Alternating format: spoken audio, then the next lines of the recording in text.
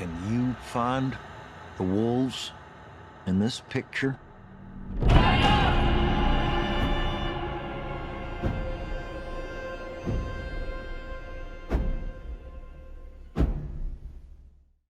Hi, this is Clarence Moye, and I am joined by Joey Moser as we are here for our very infrequent podcast. Unfortunately, our video podcast.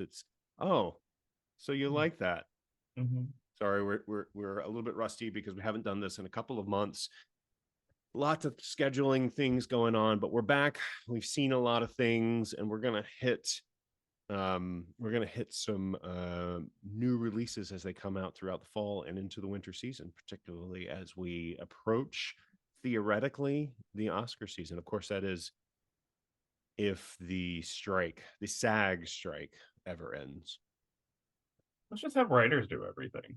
I'm serious. Like, let's just have them present everything, write it. That's fine. I'm okay with that. That's what we do.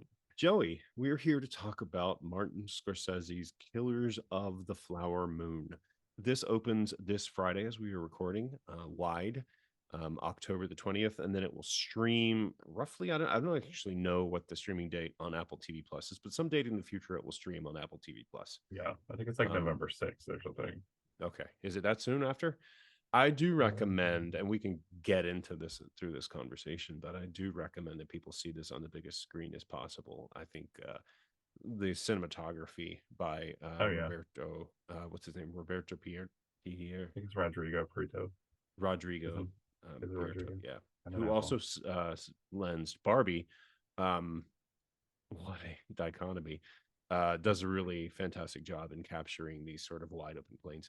But before we get into all of that, why don't you tell us what Killers of the Flower Moon is about?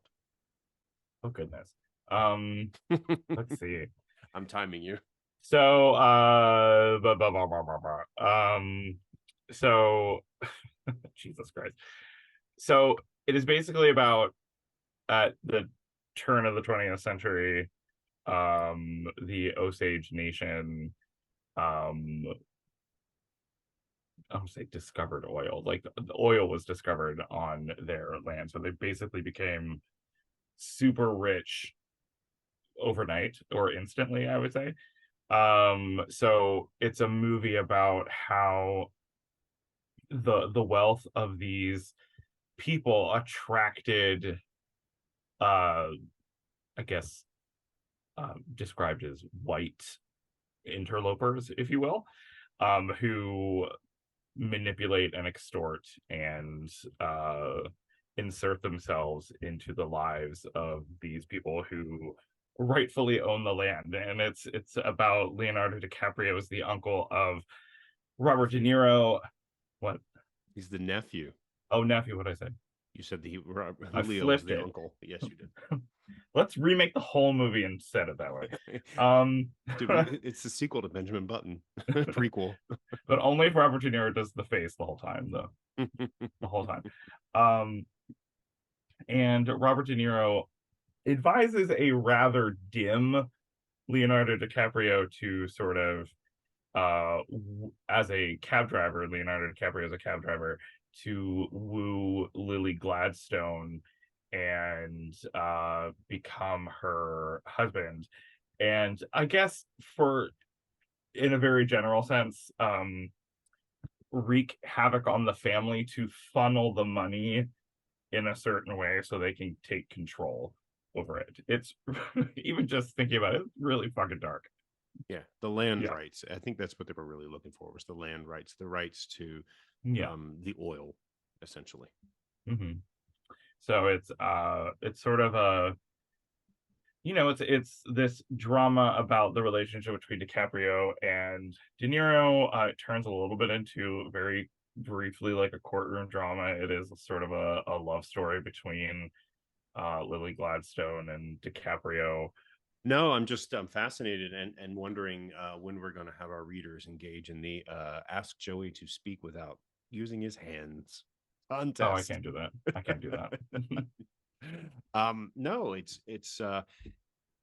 and I think it's fair to say that De Niro and other white men, European descendants, come into this land and systematically wipe out a not insignificant number of Osage indigenous Americans. One thing that I will say about this film, kind of where I want to start talking about this film, is I'd like to use the word restraint. This is not a Scorsese picture as directed in the same vein as Goodfellas, right? It is not No. as graphic as you expect it to be when you hear this is a movie about the systematic wiping out of a large number of people.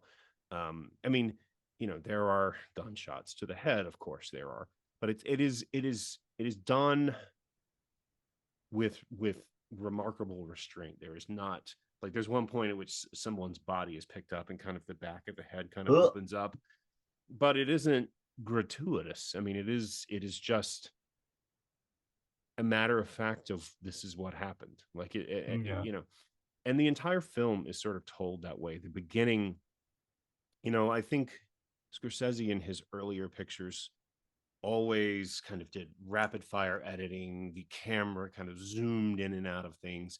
And it's like now he's learning a new trick with the last, not trick, but he's learning a new skill with the last couple of films that he's made. And so it's much more introspective. It's much more quiet. The camera is held a lot longer than we are accustomed to seeing Scorsese hold the camera.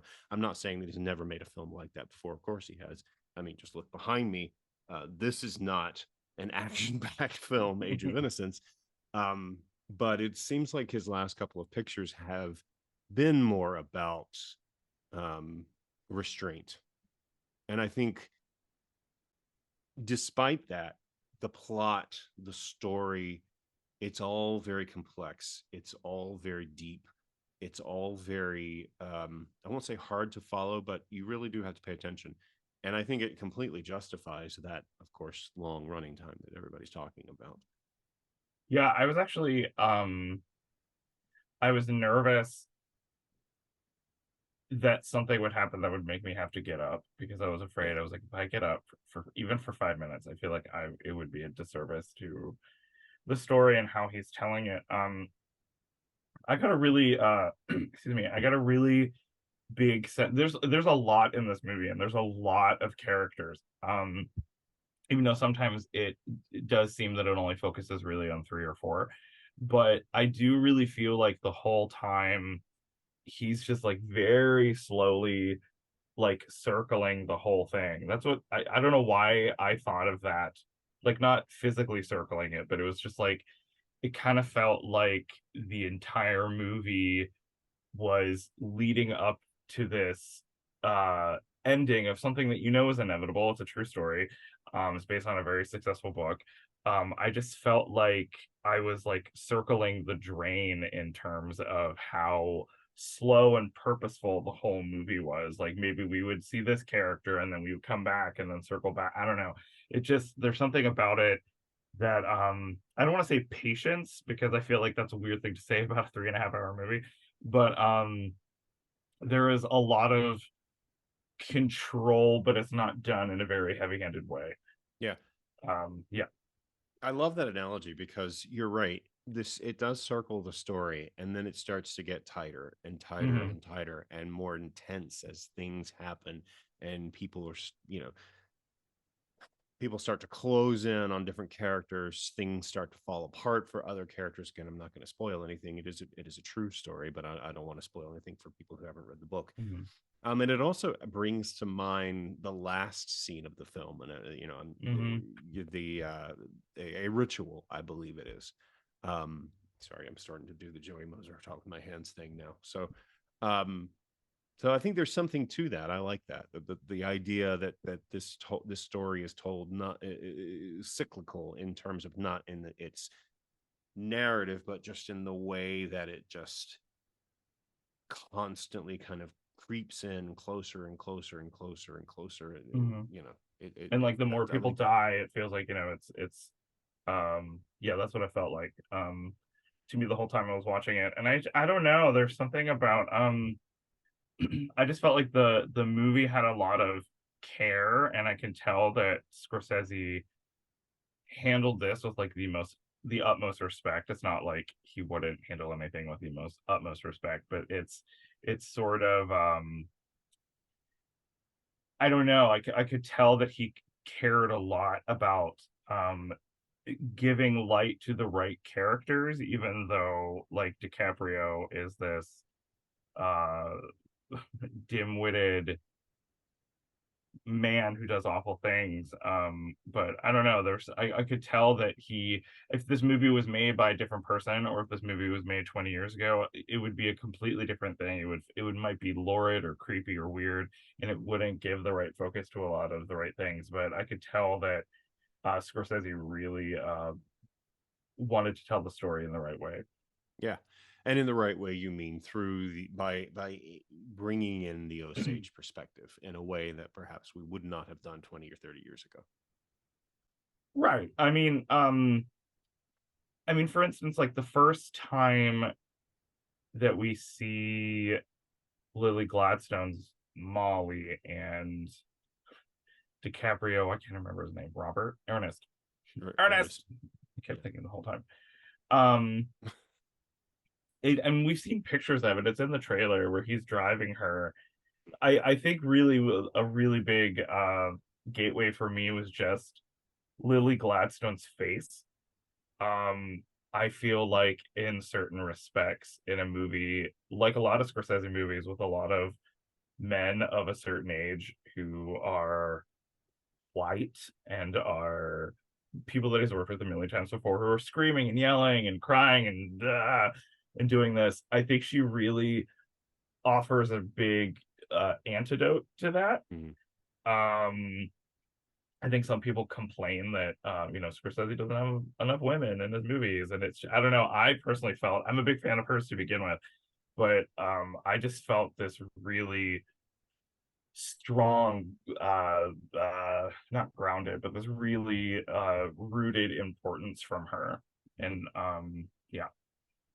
Yeah, two things. If this movie were made 20 or 30 years ago, it would not have focused on the Osage as a tribe, as a group of people that are being assaulted. It would have focused on the FBI aspect of the story. You would basically have seen the last hour of this film stretched out across 3 hours, and Joe Pesci would have played J. Edgar Hoover. Um, and and if it were made 20 or 30 years ago, Cher probably would have played Molly Burkhart. But anyway, we've got Lily Gladstone. Let's talk about the performances.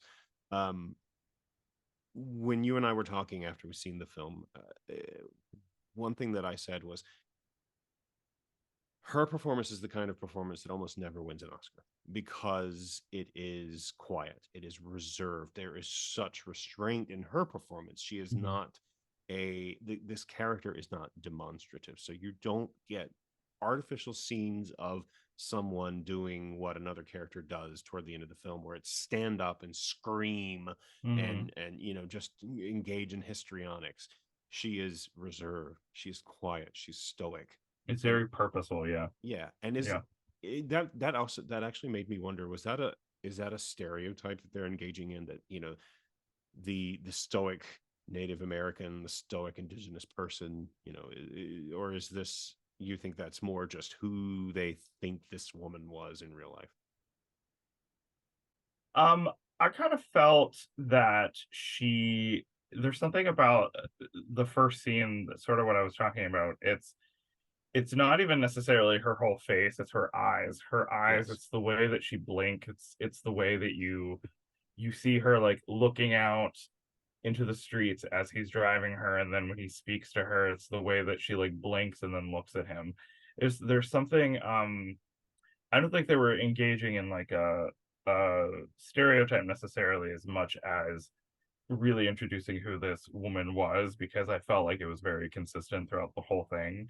The amount of pain this woman endures, when we see her in everyday life, and sort of who we see as she's grieving the multiple people that she grieves out the movie.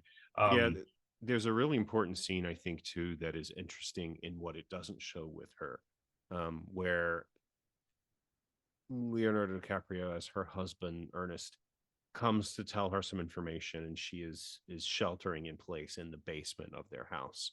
And he mhm. looks down on her. He doesn't say anything, but he shakes his head, and she knows what he means, and she breaks down and screams and in this sort of primal rage. But the camera does not follow her down there. It does not show her face. It shows her crumpled up body and It the looks like top of her head, devastation. yeah. Yeah, the top of her head. um a different movie would have put the camera in her face and watched her sort of scream with rage. But again, I go back to this concept of restraint, that Scorsese exercising a restraint. That, I mean, think about Sharon Stone in Casino in 1995. She, everything was right here, and I'm not faulting that performance. That absolutely, that persona, it was called for. But you don't see that here with Lily Gladstone. It's interesting you bring that scene up because I remember that scene so vividly where she's down, the camera is looking down at her. And I actually thought when I saw that scene, I was like, if the camera goes down there, the camera's not going to be able to get back up. It's going to be so, it literally feels like that moment. Um, just the basement of where they are, it just felt like if the camera would go down into that room, it wouldn't be able to come back out alive. Like that's what it felt like to me when I was watching that scene, because it just drenched in death. That's what the whole movie, that's what her performance really stuck out to me, and I feel like that was a really big part of that uh characterization. And the first hour of the film is dedicated mostly to the courtship of Ernest and Molly. And I think they have they have an uneasy chemistry. They do have chemistry between them as actors, but it isn't natural. It is built. It is constructed, and I think it that makes sense given who these people are, how different they are in their worldview. And I particularly love that they spent time in that first hour talking about the obvious question, which is, why do all these white men go around town with these, indigenous women? It's just like they move from indigenous woman to indigenous woman, and the sisters actually call her out on that. He's a coyote. He's only there for money, and she's like, yeah, but he's lazy. He's got no ambition, so I'm not too worried about it. Yeah. I love that scene. You know the scene I'm talking about. Yeah, They're where all they're like sitting in a sitting on the picnic ground. blanket. Oh Yeah, yeah. I love that I scene love. too. Yeah, that it Because just yeah, we rarely see, I mean, I can't think of it more off the top of my head. We rarely see, going back to the Scorsese stupid criticism, that it's like we rarely see women in a Scorsese movie collectively talk about men that way, I no, think. no. So I thought that was actually very refreshing. It's a short scene, but it was I love that scene a lot. Yeah, even in the Age of Innocence, I mean, you Yeah. only get a couple, like one or two scenes of Winona Ryder talking about her cousin, but she's talking about her as if she were, she's talking about her through the channel of that male dominated, Gilded Age society. It's not like how she really feels about her. Anyway, um, Leo DiCaprio playing a different person. He is playing, you called him dim-witted. He's not an intelligent person. I think that is why his uncle engages him in this in this deceit, because he knows he can bend him to his will. He knows he's not going to argue. He's going to follow along with all the things that he's asking him to do. But he doesn't play. I'm surprised because Leo doesn't play him in a kind of Dumb and Dumber way, which a lesser actor definitely would have. You'd have gotten scenes of him like, ooh, Like almost, orange tuxedo with the top hat, sword fighting yeah, somebody with a cane. oh Yeah. yeah, 100%. But he portrays a character who is not intelligent, and it is very challenging, I think, to do that in a way that is believable without going completely over the top. And I don't know that I call this, I know a lot of people have called this Leonardo DiCaprio's best performance. I don't know that I call it his best performance. I don't know that I like this performance, say, more than I like his performance in Wolf of Wall Street. But I think it's a very, very, very accomplished performance. I think he's quite fantastic in it. Yeah, we've never seen him do anything like this before, really. And there's something about the whole time I was watching the movie, I was just like, I kept asking myself, like, does he really love her? Does he really love her? And there's something about this character who probably has been written off and told he was dumb his entire life. That I feel like his relationship with Lily Gladstone is probably the maturest that man has ever felt, in terms of I'm a man who I have a wife and now I have children and I have this house, and like he's doing awful things in order to obtain and secure that money. But I feel like there's something about that aspect to the character where he probably felt like a really accomplished man, because he was creating a life for himself that people probably never thought that he could create for himself. That was an aspect of the performance that I for some reason was really curious about. Yeah, and there's been a little bit of discourse. You and I were briefly talking about it earlier, but there's been a little bit of discourse as to, is this just an extension, perhaps a bit more sensitive to other perspectives, but is this just an extension of essentially the white savior movie? Because it does hinge on a decision that he makes, he being Leonardo DiCaprio, makes to that basically stops this plot in the last sort of third of the film. And I don't think that that's something you can get away from, right? I mean, if you're going to tell the story as it really happened, which this is based on a novel that was meticulously researched, you have court documents that show this individual. I mean, there are some things that are left out, but I don't call this a white savior movie just because he is the catalyst for ending it.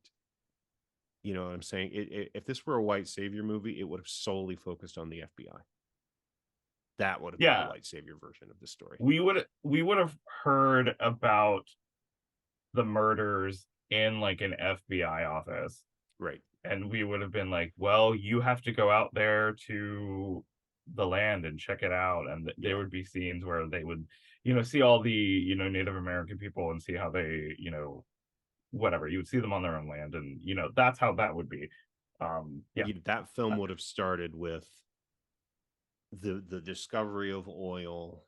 You get, an overview montage of them becoming rich. And then it would have cut to Washington, D.C., and Molly Burkhart walking up to the Capitol or whatever. Oh yeah, looking like a complete stranger in her her normal garb, totally standing out. And then she would have said, come and save my people, they're dying. That is how that film would have begun.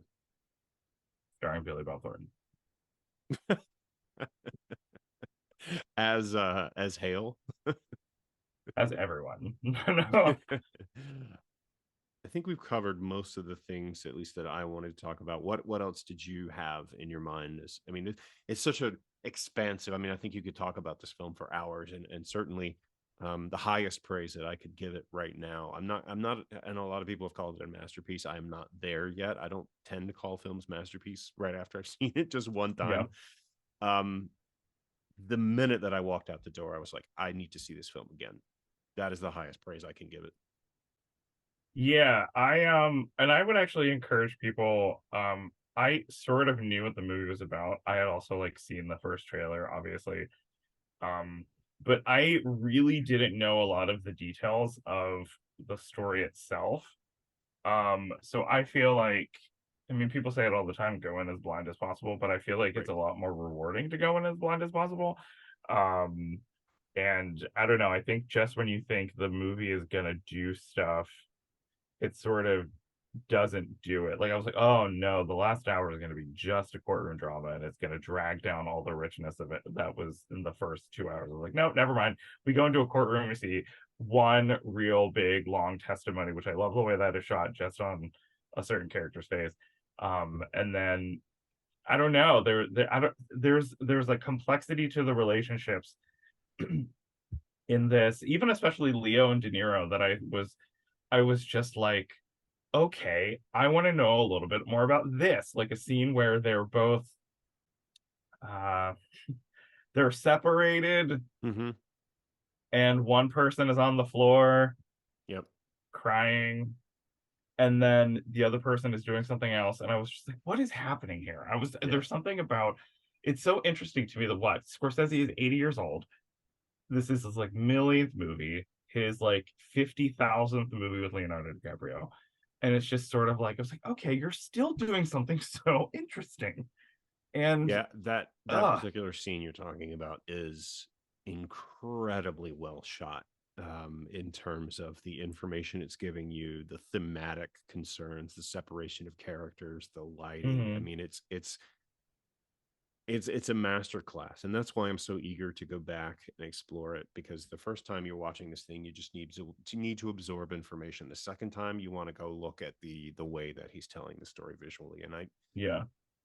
There's also just something about a lot of these scenes that it really, there's a lot of scenes where there are so many people on screen. yeah. It sort of reminded me of like almost like David Lean in the amount of scope and everything, where it's like there's like, the camera's going through the middle and people are rushing down two sides, or even just when, I don't know, I'm pretty sure they're probably CGI, but there's a scene where we're coming down in on a ranch and there's just like hundreds of cows, and I was like, Mhm. even that has a lot of people on screen. I don't know, it just feels like, in a way, a sort of tribute to, I would say, like old school kind of filmmaking, but it kind of did. The movies are back, baby. Just because he's able to do that huge stuff. Like, just think about the hundreds of people running around after the explosion, Mhm. and then the scene where, the final scene between Lily Gladstone and DiCaprio, where they're at that table and she asks him a question. The fact that a movie can successfully do both so beautifully and so with such complexity and nuance is sort of mind-blowing to me. Yeah. This isn't something like Scorsese's like, I'm gonna do it this way and it's gonna be big, it's gonna be huge. It's just, it's sort of unbelievable that he's at the top of his game. What a towering achievement. All the film Twitter buzzwords.